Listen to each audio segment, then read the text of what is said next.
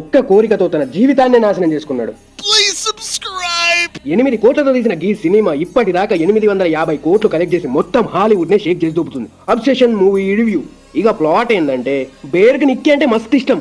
తనకి ఎట్లయినా ప్రపోజ్ చేయాలనుకుంటాడు, కానీ తను యాక్సెప్ట్ చేస్తాదో చేయదో అనే భయం మొదలవుద్ది మనోడిలో. తనని ఎట్లాగైనా మిస్ అవ్వద్దని మెంటల్ గా ఫిక్స్ అయిపోతాడు. ఇదే టైంలో మనోడు స్టోర్ కు పోతాడు. అక్కడ 1 విష్ విల్లో అనే ఐటమ్ చూస్తాడు. గా ఐటమ్ ఏంటంటే, మనం ఏదైతే విష్ కోరుకుంటామో అది జరుగుతుంది అన్నట్టు. అది చూసిన బేర్ నిక్కీ తనతోనే ఉండాలి, అందరికన్నా ఎక్కువగా తననే ఇష్టపడాలని కోరిక కోరుకుంటాడు. ఇక తరువాత నుంచి కొత్త అధ్యాయం మొదలవుద్ది. ఇంతకీ మనోడి కోరిక నెరవేరిందా లేదా షెడ్డుకు పోయిందా, ఇది మీరు సినిమాలో చూస్తారు. Return and directed by curry Barker.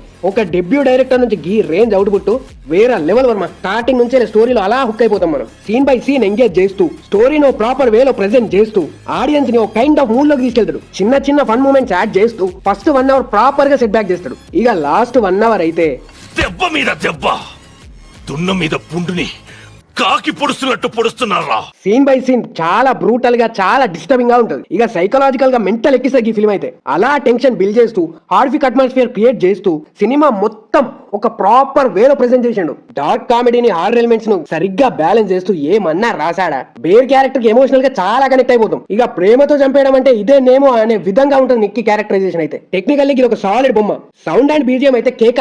Cinematography top notch. కొన్ని ఇల్లాజికల్ సీన్స్ పెట్టారు. స్టోరీ అనేది అస్సలు మూవ్ అవ్వదు, స్టార్టింగ్ లోనే స్టక్ అయిపోద్ది. కానీ సీన్ బై సీన్ ఎంగేజ్ చేశారు. That's it for the